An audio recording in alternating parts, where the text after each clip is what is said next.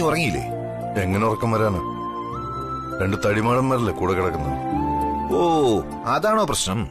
അല്ലാതെ ശ്രീലക്ഷ്മി മാഡം അടുത്തില്ലാത്തതല്ല. ഓ, അപ്പൊ തനിക്ക് കാര്യം മനസ്സിലായി. അല്ല, താനെന്താ എന്നോട് ദേഷ്യപ്പെടുന്നേ? ഈ ശാന്തി മുഹൂർത്തമൊന്നും എന്റെ തലയിൽ ഉദിച്ച ബുദ്ധിയല്ല. മാത്രമല്ല, ദൈവത്തിന്റെ സ്വന്തം നാട്ടിൽ ശാന്തി മുഹൂർത്തം എന്ന ഏർപ്പാട് ഈ രാജനന്ദിനി വിലാസത്തിൽ മാത്രമേ കാണൂ. ഓരോരോ ആചാരങ്ങൾ. ഒരു കാര്യം ചെയ്യാം, തനിക്ക് ഉറക്കം വരുന്നില്ലെങ്കിലേ ഞാനൊരു പാട്ട് പാടിത്തരാം. താൻ പാടിയ ഇന്ന് മാത്രമല്ല, അടുത്ത 6 മാസത്തേക്ക് എനിക്ക് ഉറക്കമേ വരില്ല.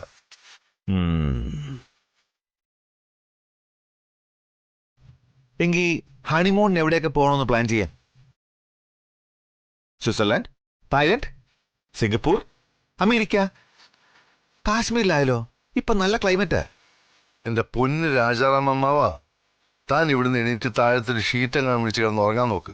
മനുഷ്യൻ സ്വസ്ഥമായിട്ടൊന്ന് കിടക്കട്ടെ. ഓ, അത് ശരി. അപ്പൊ ഞാൻ അടുത്ത് കിടക്കുന്നതാ നിന്റെ സ്വസ്ഥത കിടല്ലേ? ശരി.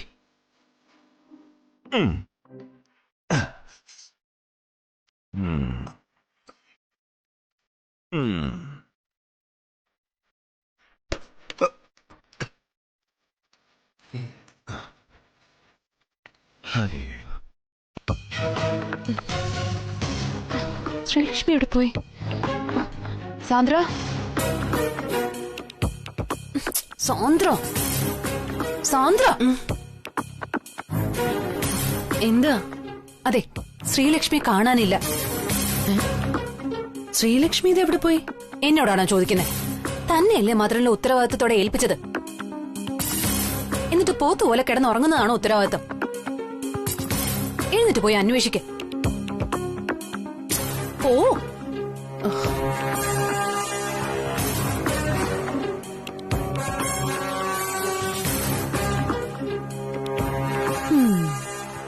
അങ്ങനെ നീ ഇപ്പൊ സുഖിച്ചു കിടന്ന് ഉറങ്ങണ്ട.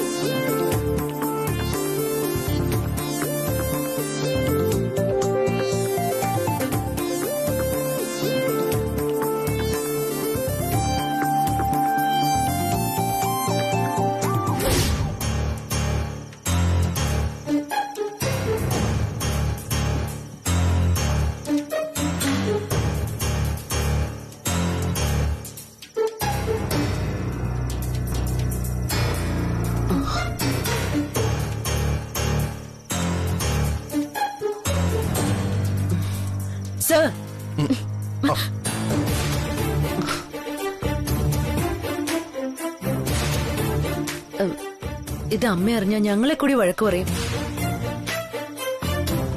ശ്രീലക്ഷ്മി വരൂ. ഞങ്ങളിങ്ങനെ ഈ നക്ഷത്രങ്ങളൊക്കെ നോക്കി സംസാരിച്ച് ഇന്നെന്താന്നറിയില്ല, ആകാശത്ത് നിറയെ നക്ഷത്രങ്ങളാണ്. ഇപ്പോ ഞാൻ ശ്രീലക്ഷ്മിക്ക് കാണിച്ചു കൊടുക്കായിരുന്നു. കാർമേഘം മൂടിയില്ലെങ്കിൽ നക്ഷത്രങ്ങളൊക്കെ നാളെയും കാണും സർ. സാൻഡ്ര നടന്നോളൂ, ഞങ്ങൾ വന്നോളൂ. ശ്രീലക്ഷ്മി വന്നിട്ടേ ഞാൻ വാതിലടയ്ക്കുന്നുള്ളൂ.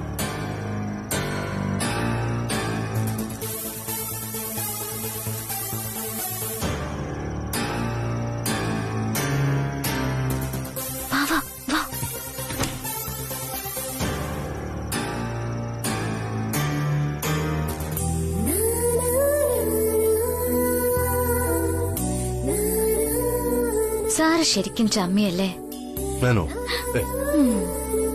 എനിക്കങ്ങനെ തോന്നിയോ? നല്ല കാര്യായി, നല്ല കാര്യമായിട്ട് ചമ്മിയിട്ടുണ്ട്. അതേ ഈ മുഖത്ത് എഴുതി വെച്ചിട്ടുണ്ട്. എന്തായാലും ഉറക്കം പോയില്ലേ, ഇനി പുറത്തു പോയി നിന്ന് ഒറ്റയ്ക്ക് നക്ഷത്രമൊക്കെ നോക്കി നിക്ക്. ഞാൻ പോവാ. Good night. ഹലോ മാഡം, ആരെങ്കിലും ചായ ഇട്ട് കൈ കൊണ്ട് തന്നാ കുടിക്കാൻ എന്തൊരു സുഖമല്ലേ? കുടിക്ക് കുടിക്ക്, നല്ല എനർജി വരട്ടെ. ഓഫീസിൽ ചെന്ന് മറ്റുള്ളവരെ ഭരിക്കാനുള്ളതല്ലേ. പാവം ശ്രീലക്ഷ്മി, അവൾക്ക് ഇതുവരെ നിന്റെ സ്വഭാവം മനസ്സിലായിട്ടുമില്ല. അല്ലെങ്കിൽ ചായ പോയിട്ട് ഒരു തുള്ളി വെള്ളം പോലും നിനക്ക് തരത്തില്ല.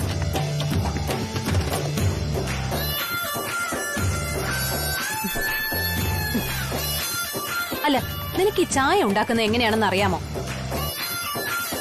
എവിടെന്ന് ഒരു വീട്ടിലെ കാര്യങ്ങൾ നോക്കാൻ അറിയാമോ?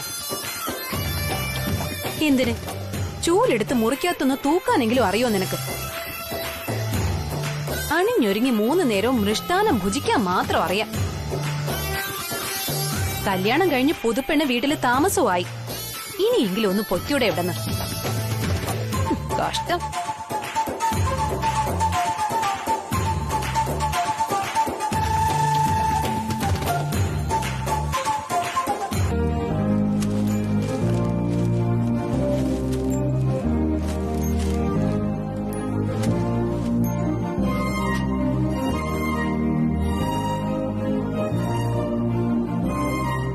മോനെ രവി, ആ അമ്മേ, ഞാൻ വന്നത് നിന്നോടൊരു കാര്യം സംസാരിക്കാനാ. ഇന്ന് ശാന്തി മുഹൂർത്ത ചടങ്ങുകൂടി കഴിഞ്ഞാൽ പിന്നെ നിങ്ങൾ സ്വതന്ത്രരായി. ഇപ്പോ ശ്രീലക്ഷ്മിയുടെ വല്ലായ്മയൊക്കെ മാറി പഴയ ആരോഗ്യസ്ഥിതിയിലേക്ക് പൂർണ്ണമായും വന്നു കഴിഞ്ഞു. ഇനി ശ്രീലക്ഷ്മിയെ പുറത്തേക്ക് എവിടേക്കെങ്കിലും കൂട്ടിക്കൊണ്ടു പൊയ്ക്കൂടെ? റെസ്റ്റോറന്റിലോ സിനിമയ്ക്കോ എവിടേക്കെങ്കിലും കൂട്ടിക്കൊണ്ടു പോ. അല്ലെങ്കിൽ ദൂര സ്ഥലങ്ങളിൽ ഗൾഫ് രാജ്യങ്ങളിലോ മറ്റോ. ശ്രീലക്ഷ്മിക്കും ആഗ്രഹം ഉണ്ടാകും. അമ്മയ്ക്ക് ശ്രീലക്ഷ്മി അറിയാത്തതുകൊണ്ട് അതിലൊന്നും താല്പര്യമുള്ള കുട്ടിയല്ല ശ്രീലക്ഷ്മി. ഞാനിപ്പോ അവളോട് ദുബായ് പോവാന്ന് ചോദിച്ചാ അവൾ പറയാ അവൾക്ക് ഗുരുവായൂർ അമ്പലത്തിൽ പോയാൽ മതിയെന്ന്. ഇതൊക്കെ ഞങ്ങൾ നേരത്തെ സംസാരിച്ചു കഴിഞ്ഞ കാര്യങ്ങളമ്മേ. അതവളുടെ അന്നത്തെ സാഹചര്യം കൊണ്ടാവും. മാത്രമല്ല, അതൊക്കെ വിവാഹത്തിന് മുമ്പല്ലേ രവി? പെൺകുട്ടികളുടെ ജീവിതത്തിലേക്ക് ഭർത്താവ് കടന്നു വന്നു കഴിഞ്ഞാൽ അവർക്ക് പുതിയ പുതിയ ആഗ്രഹങ്ങളൊക്കെ ഉണ്ടാവും. പക്ഷേ അവരത് തുറന്നു പറയില്ല എന്ന് മാത്രം. ഭർത്താക്കന്മാര് അതൊക്കെ മനസ്സിലാക്കി പ്രവർത്തിക്കണം. ശ്രീലക്ഷ്മിയോട് വരെ പറയൂ. ശരി സർ. എങ്കിൽ നമുക്കൊരു കാര്യം ചെയ്യാം. അമ്മയുടെ മുമ്പിൽ വെച്ച് തന്നെ ഞാൻ ശ്രീലക്ഷ്മിയോട് ചോദിക്കാം. ശ്രീലക്ഷ്മിയുടെ ആഗ്രഹം എന്താണോ അതുപോലെ തന്നെ ചെയ്യും. ഓക്കെ? ശരി. പക്ഷെ അവൾ നോ എങ്ങാനും പറഞ്ഞ പിന്നെ അമ്മ നിർബന്ധിക്കരുത്. അമ്മ ഒരു കാര്യം ആവശ്യപ്പെട്ട അതനുസരിച്ചല്ലേ ശീലമുള്ളൂ. അതുകൊണ്ട് പറഞ്ഞ എന്താ സർ വിളിച്ചത്? മരുമകൾ വീട്ടുജോലികളൊക്കെ ചെയ്ത് ക്ഷീണിക്കുന്നു എന്ന് അമ്മയ്ക്കൊരു പരാതിയുണ്ട്. അയ്യോ, അതിന് ഞാൻ എന്ത് ജോലിയാ ചെയ്യുന്നത്? സുകന്യ, യമുനയും അമ്മയൊക്കെ എന്നെന്തെങ്കിലും ജോലി ചെയ്യാൻ സമ്മതിച്ചാലല്ലേ ചെയ്യാൻ പറ്റൂ. എത്രയെന്ന് പറഞ്ഞാ വെറുതെ ഇരിക്കുന്നേ? ഞാനുടനെ ഓഫീസിലേക്ക് പോയാലോന്ന് ആലോചിക്കുന്നത്. അതൊക്കെ നമുക്ക് പിന്നീട് തീരുമാനിക്കാം. ഞാൻ രവിയോട് പറയായിരുന്നു മോളെയും കൂട്ടി എവിടേക്കെങ്കിലും ഒരു ഔട്ടിങ്ങിന് പോകാൻ. രവി റെഡിയാ. മോൾ എന്തു പറയുന്നു? എങ്ങോട്ടാ പോണ്ടേന്ന് മോള് തീരുമാനിക്കണം. അത് ഈ ലോകത്തിന്റെ എവിടെയായാലും സാരമില്ല. അത് പിന്നെ പുറത്തെവിടെ പോവാനോ? ആ, ക്ഷേത്രത്തിൽ പോവാം. അതാണ്. എങ്ങനെയുണ്ട്? അല്ല മോളെ, അതൊരു നല്ല കാര്യമാ. പക്ഷേ ക്ഷേത്രത്തിൽ നമ്മൾ എപ്പോഴും പോകുന്നതല്ലേ. ഇന്നൊരു ദിവസം കഴിഞ്ഞിട്ട് നിങ്ങൾ രണ്ടുപേരും ഒരു സിനിമയ്ക്കോ റെസ്റ്റോറന്റിൽ നിന്ന് ഫുഡൊക്കെയോ ഒന്ന് കഴിച്ചിട്ട് വാ. അല്ലെങ്കിൽ ദൂരേക്ക് എവിടേക്കെങ്കിലും നല്ല സ്ഥലങ്ങളൊക്കെ ഒന്ന് കണ്ടിട്ട് വരൂ. അയ്യോ അമ്മ, അതൊന്നും എനിക്ക് ശീലമില്ല. വീട്, ഓഫീസ്, ക്ഷേത്രങ്ങൾ അതൊക്കെ എനിക്കിഷ്ടം. മോള് പറഞ്ഞ ഈ സ്ഥലത്തൊക്കെ ആരെങ്കിലും ഹണിമൂണിന് പോവോ മോളെ? എന്തായാലും ശരി, കുറച്ചു സമയം ഇവിടെ ഇരുന്ന് നിങ്ങൾ രണ്ടാളും സംസാരിച്ചൊരു തീരുമാനമെടുക്ക. ചിലപ്പോ ഞാൻ നിൽക്കുന്നതുകൊണ്ടാവും മോൾക്ക് തുറന്നു പറയാൻ ഒരു മടി. ശരി മോളെ. ഇവിടെ വാ. സാറ് മുമ്പ് പറഞ്ഞതുപോലെ എനിക്ക് ആ മുറിയിൽ താമസിക്കൊന്നും വേണ്ട. പക്ഷേ ആ മുറി എനിക്കൊന്ന് തുറന്നു കണ്ടാൽ കൊള്ളാമെന്നുണ്ട്. ഒന്നെന്നെ തുറന്നു കാണിച്ചാ മതി. ആ മുറി എനിക്കൊന്ന് കാണുന്നെന്ന് വലിയ ആഗ്രഹം. ഇപ്പൊ എന്താ ശ്രീലക്ഷ്മി, തനിക്ക് ആ മുറി കാണണമെന്നൊരു തോന്നൽ? അയ്യോ, ഇപ്പോഴല്ല സർ. ആ മുറിക്ക് മുമ്പിലൂടെ നടക്കുമ്പോഴൊക്കെ എനിക്ക് അതിനകത്ത് എന്താണെന്ന് കാണാനുള്ള ആകാംക്ഷ ഉണ്ടാവാറുണ്ട്. ആരോ എന്നെ അകത്തേക്ക് ആകർഷിക്കുന്ന പോലെ, ആരോ ആരോ വിളിക്കുന്നത് പോലെ. പിന്നെ സാറും രാജനന്ദിനി മാഡവും ഒരുമിച്ച് താമസിച്ച സ്ഥലല്ലേ? അതാ സർ, അതാ ഞാൻ ചോദിച്ചത്.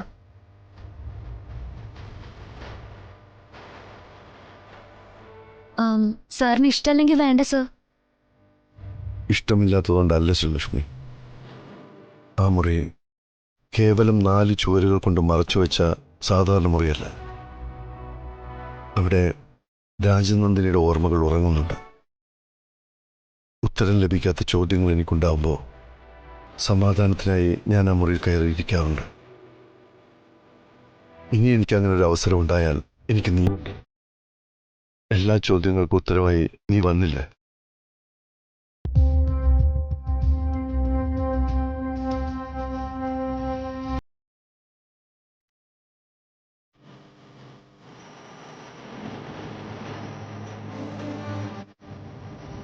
ഇത് കൊള്ളാലോ രവി സാറേ.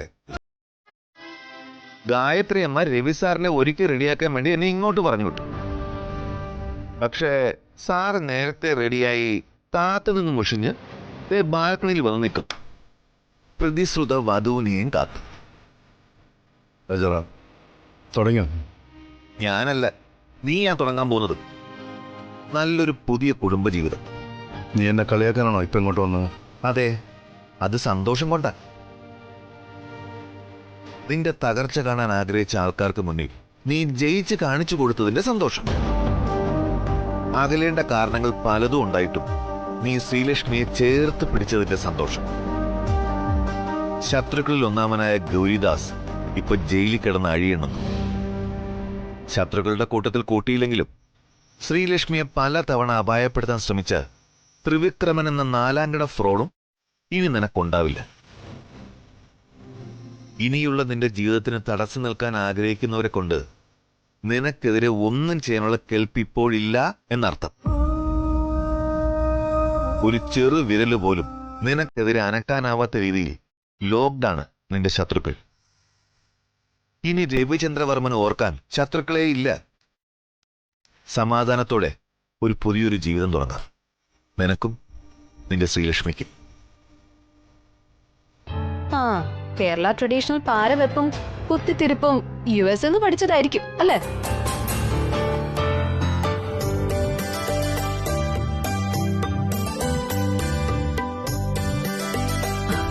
രേഖ, മധുരല്ലോ എന്തായി?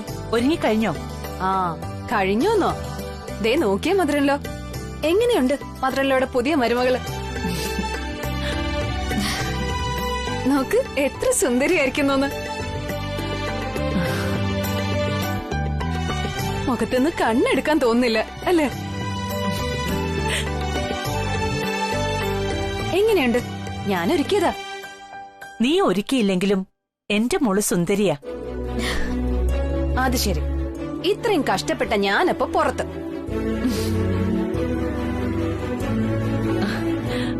ദീർഘസുമംഗലി ഭവ. മോൾക്ക് എന്റെ ആശീർവാദം എപ്പോഴും ഉണ്ടാവും. ദേ, ഒരു കാര്യം അമ്മ മോളോട് നേരത്തെ ആവശ്യപ്പെടുകയാ. ഉടനെ തന്നെ അമ്മയുടെ കയ്യിൽ മോളൊരു പേരക്കുട്ടിയെ തരണം. എന്താ മദറിലോ ഈ പറയുന്നത്? ബ്രദറിലോയും ശ്രീലക്ഷ്മിയും കുറച്ചു നാള് ലൈഫൊക്കെ ഒന്ന് അടിച്ചു പൊളിച്ചിട്ട് പോരെ അതിനെ കുറിച്ചൊക്കെ ചിന്തിക്കുന്നത്? അപ്പൊ പിന്നെ ഒന്നാക്കണ്ട, 2ഓ 3ഓ ഒക്കെ ആവാലോ, അല്ലേ ശ്രീലക്ഷ്മി? മാഡം, പാല്.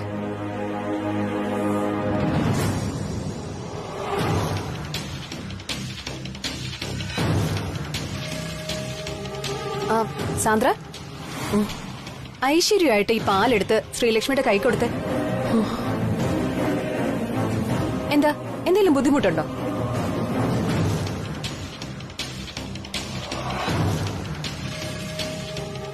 അതെ, സാന്ദ്ര എടുത്തു തന്നോളൂ, ഇരിക്കും.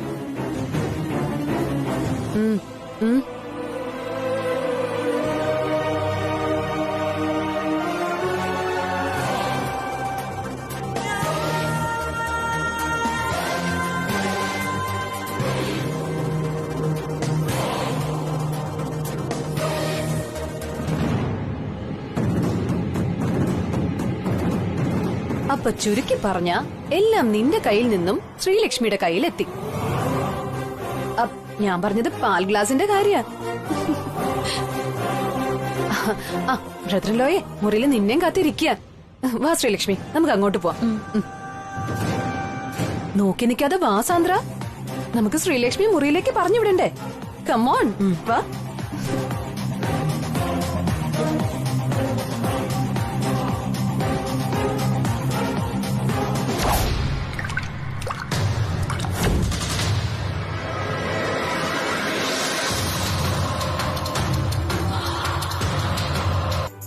ഹലോ, എന്താ എന്റെ പ്രിയപ്പെട്ട ഭാര്യ അവിടെ തന്നെ നിന്നളഞ്ഞത്? ഇനിയും എന്നെ വെയിറ്റ് ചെയ്യിപ്പിക്കാതെ ഇങ്ങോട്ടൊന്ന് വരാവോ?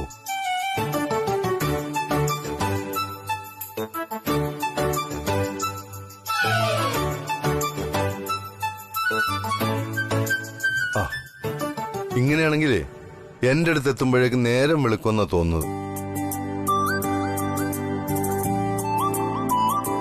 ആഹാ, ഇതെന്താ സോഷ്യൽ ഡിസ്റ്റൻസിംഗാ? ഇത് ശരിയാവൂല.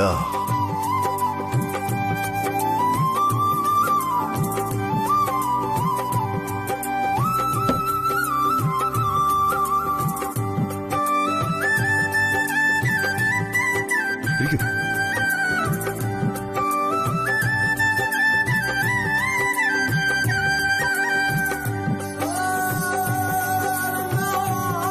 സർ,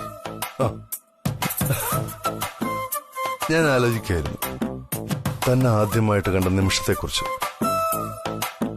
അവിടം മുതൽ ഇവിടം വരെ എന്തൊക്കെ കോലാഹലങ്ങളായിരുന്നു. ദാ ഇതുപോലെ നടുത്ത് കിട്ടാൻ.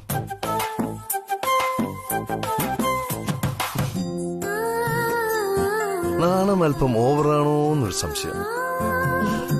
അല്ല, അത് നല്ലതാണ്. ആദ്യ രാത്രി പുതുമണവാട്ടി പാൽ ഗ്ലാസ് ഒക്കെയായി പൂവൊക്കെ വെച്ച് മണിയറയിൽ കാത്തിരിക്കുന്ന തന്റെ പുരുഷന്റെ അടുത്തേക്ക് വരുമ്പോ കുറച്ച് കൂടുതൽ നാണമാകാവുന്നതാണ്. ഇതുപോലുള്ള നാണത്തിൽ നിന്നാണ് പലരുടെയും ആദ്യ രാത്രിയുടെ തുടക്കം. ഇതിപ്പോ സംസാരിച്ച് നേരം വിളിക്കുന്ന ലക്ഷണമാണ്. അതുകൊണ്ട് ഇനി സംസാരിക്കില്ല. ഒരു പുരുഷനെ സംബന്ധിച്ചിടത്തോളം അവൻ എന്നും ഓർമ്മിച്ചു വെക്കാൻ പറ്റുന്ന ഒന്നാണ് ഒരു പെണ്ണിന്റെ ആദ്യ ചുംബൻ. അത് സ്വന്തം ഭാര്യയാകുമ്പോൾ അതിന് പ്രത്യേകതകൾ ഏറെയാണ്.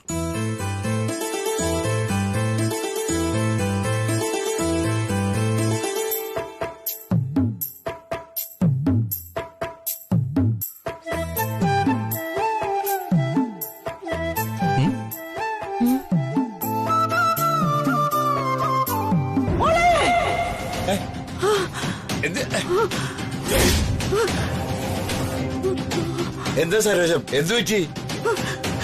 ശ്രീരിച്ച, നമ്മുടെ മോള്. മോക്കെന്തു പറ്റി? ഒരു ദുസ്വപ്നം കണ്ട് ഞാൻ. നമ്മുടെ മോക്ക് എന്തോ ആപത്തുണ്ടായെന്ന മനസ്സ് പറയുന്നത്. നീ വെറുതെ രാത്രി ഓരോ സ്വപ്നവും കണ്ട് പിച്ചും പോയി പറയാ സരോജം. അവൾക്ക് അവിടെ എന്താ ആപത്തുണ്ടാവാൻ? അല്ല, ഞാൻ വെറുതെ പറയുന്നതല്ല. മോക്ക് എന്തോ പറ്റിയിട്ടുണ്ട്. അതാ, അല്ലെങ്കിൽ കരിക്കോത്തിയമ്മ എന്നെ ഇങ്ങനെ. കുറച്ചു ദിവസം കൊണ്ട് ടാബ്ലറ്റ്സ് ഒക്കെ കഴിക്കുന്നില്ല, അതിന്റെ ക്ഷീണം ഉണ്ടാവും. താൻ ഭീകര ഉറപ്പുമായിരുന്നു. ആണോ? അപ്പോ നമ്മുടെ ഫസ്റ്റ് നൈറ്റ് തൽക്കാലം വേണ്ടെന്ന് വെച്ച് മനഃപൂർവ്വം താൻ ഉറക്കം അഭിനയിച്ചതാണോന്നാ ഇപ്പൊ എന്റെ സംശയം. സർ, ചുമ്മാ പറഞ്ഞാണ്. താൻ പോയി ഫ്രഷ് ചെല്ലു. Sorry sir. എന്തിന്? സാറിന് ഇന്നലെ ഒരുപാട് ബുദ്ധിമുട്ടുണ്ടായില്ലേ? എന്ത് ബുദ്ധിമുട്ട്? നമുക്കിനി എന്നും അങ്ങോട്ട് ഫസ്റ്റ് നൈറ്റ് അല്ലേ? ആ, അപ്പോ ഞാൻ പോയി ഫ്രഷ് ആയിട്ട് വരാമേ. സരോജം, നീ വേഗം റെഡിയാവ്, നമുക്ക് മോളെ കാണാൻ പോവാം. ഇതല്ലേ നിനക്ക് എന്നോട് പറയാണ്ടായിരുന്നത്? മോളെ കുറിച്ചുള്ള ഒരു അമ്മയുടെ ആധി മനസ്സിലാക്കാത്ത ഒരു അച്ഛനെന്ന ദുഷ്പേര് എനിക്ക് വേണ്ട. ഇന്നലെ രാത്രി ഞാൻ തീരുമാനിച്ചതാ നിന്നെ കൊണ്ടുപോയി മോളെ ഒന്ന് കാണിക്കണമെന്ന്. അയ്യട മിടുക്ക. സത്യം പറ ശ്രീടച്ച, അതുകൊണ്ട് മാത്രമാണോ നിങ്ങൾ എന്നെ കൊണ്ടുപോകാൻ സമ്മതിച്ചത്? എനിക്കറിയാം, എന്നെക്കാളും മോളെ കാണാനുള്ള ആഗ്രഹം നിങ്ങൾക്കാണ്. എന്നിട്ട് അത് എന്റെ തലയെ കൊണ്ടുവയ്ക്കുന്നു, അതല്ല സത്യം? ആ, അതിന് സത്യമില്ലാതില്ല. നീ കൂടി പറഞ്ഞപ്പോ എനിക്കും ഭയങ്കര ആഗ്രഹം മോളെ ഒന്ന് കാണണമെന്ന്. അവള് പോയിട്ട് ഇപ്പൊ 2 ദിവസം ആയുള്ളെങ്കിലും 2 വർഷമായ പോലെയാ. മാത്രല്ല, ഇന്ന് അഷ്ടമിയല്ലേ? അതും മോൾ ആ വീട്ടിലേക്ക് ചെന്ന് കയറിയിട്ടുള്ള ആദ്യത്തെ അഷ്ടമി. വയ്യാതെ വല്ലോ ആയാലോ? കരിക്കുത്തിയമ്മയുടെ കുങ്കുമം തൊടിച്ചിട്ട് കൂടെ വരാലോ. എന്നാ പിന്നെ നീ ഇനിയും നിന്ന് കഥാപ്രസംഗം നടത്താതെ വേഗം പോകാനുള്ള വഴി നോക്ക്. അത് ശരിയാ. ഞാൻ മോക്ക് കൊണ്ടുപോകാൻ വേഗം ഇത്തിരി പലഹാരം ഉണ്ടാക്കട്ടെ. അപ്പോഴേക്കും നിങ്ങൾ പോയി കുളിച്ച് റെഡിയാവാൻ നോക്ക്. ഓഹോ. ശ്രീലക്ഷ്മി ഓഫീസിലേക്ക് വരുന്നില്ലമ്മേ. അതെന്താ സർ? ഞാനും വരാം ഓഫീസിലേക്ക്.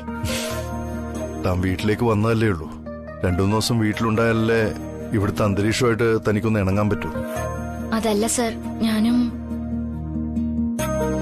ശ്രീലക്ഷ്മി, കല്യാണ തിരക്കുകളൊക്കെ കഴിഞ്ഞ് അമ്മയും ഒന്ന് ഫ്രീ ആയതിപ്പോഴാണ്. താൻ അമ്മയോടൊപ്പം അല്പം ടൈം സ്പെൻഡ് ചെയ്യും. ശരി സർ. അങ്ങനെ വീട്ടിലിരുന്ന് ശീലിച്ച ശ്രീലക്ഷ്മിക്ക് ഓഫീസ് വർക്ക്സിലെ ടച്ച് പോവില്ലേ ബ്രദറല്ലോ? അങ്ങനെയൊന്നും ഇല്ല നെത്തിക്കുട്ടി. വീട്ടിലാണെങ്കിലും ഓഫീസ് റിലേറ്റഡ് വർക്കുകൾ ശ്രീലക്ഷ്മിക്ക് ചെയ്യാലോ. അത് ശരിയാ. ശ്രീലക്ഷ്മി വർക്കഹോളിക് ആണല്ലോ. എപ്പോ വേണേലും ഓഫീസിൽ പോയി ജോലി ചെയ്യാം. ശ്രീലക്ഷ്മി വേഗം പോവാൻ നോക്ക് കേട്ടോ, അല്ലെങ്കിൽ വീട്ടിലിരുന്ന് ക്ലാവ് പിടിക്കും. വാ രഘു, നമുക്ക് ഇറങ്ങാം. എന്നെ ബ്യൂട്ടി പാർലറിൽ ഒന്ന് ഡ്രോപ്പ് ചെയ്താൽ മതി. വാ. ശരി. രവി, ഒരു മിനിറ്റ്. എനിക്കൊരു കാര്യം പറയാനുണ്ട്. സാന്ദ്ര ഫ്ളാറ്റിലേക്ക് ഷിഫ്റ്റായി. ഞാൻ ഒരുപാട് നിർബന്ധിച്ചു നോക്കിയെങ്കിലും കൂട്ടാക്കിയില്ല. അതിരാവിലെ തന്നെ ലഗേജുമായി ഇറങ്ങിപ്പോയി. അതെന്താ അമ്മേ ആരോടും പറയാതെ സാന്ദ്ര മാഡം പോയത്? എന്നോട് പോലും ഒരു വാക്ക് പറഞ്ഞില്ലല്ലോ. പെട്ടെന്ന് ഇറങ്ങിപ്പോവാനും മാത്രം എന്താ വേണ്ടത്? അറിയില്ല രവി, എന്തെങ്കിലും കാര്യത്തിന് ഹേർട്ടായതാണോ അതോ ഇവിടെ എന്തെങ്കിലും അസൗകര്യം ഉണ്ടായതാണോ എന്നൊന്നും അറിയില്ല. ചോദിച്ചിട്ടൊന്നും പറഞ്ഞതുമില്ല. പക്ഷേ ആ കുട്ടി ആകെ വിഷമിച്ച ഇവിടുന്ന് ഇറങ്ങിപ്പോയത്. പോകാതെ പിന്നെ രേഖ കൊടുത്ത ടോർച്ചർ അങ്ങനത്തേതല്ലേ. എന്റെ അടുത്ത് പിടിച്ചു നിൽക്കാനൊക്കെ അവർക്ക് പറ്റുമോ? സാന്ദ്ര സാധാരണ അങ്ങനെ ക്വിക്ക് ഡിസിഷൻസ് ഒന്നും എടുക്കുന്ന ആളല്ലല്ലോ. സിറ്റുവേഷൻസ് ഇങ്ങനെ ക്വിക്കായി മാറിക്കൊണ്ടിരിക്കുമ്പോ ആരായാലും ക്വിക്ക് ഡിസിഷൻസ് എടുത്തു പോവും രഘു. അല്ല, സാന്ദ്രയുടെ ലൈഫ്, സാന്ദ്രയുടെ ഇഷ്ടങ്ങൾ. നമ്മൾ എന്തിനാ അതൊക്കെ ആലോചിച്ച് ടൈം വേസ്റ്റ് ചെയ്യുന്നത്? ഈ സാന്ദ്ര എന്ന് പറയുന്ന കക്ഷി ഒന്നാമത് ഒരു ഫാമിലിക്കകത്ത് ഒതുങ്ങി നിൽക്കുന്ന ആളെ അല്ല. ഒറ്റയ്ക്ക് ജീവിച്ചാണ് ശീലം. അങ്ങനെ ഒരാളെ എത്ര നാള് നമുക്ക് പിടിച്ചു നിർത്താൻ പറ്റും?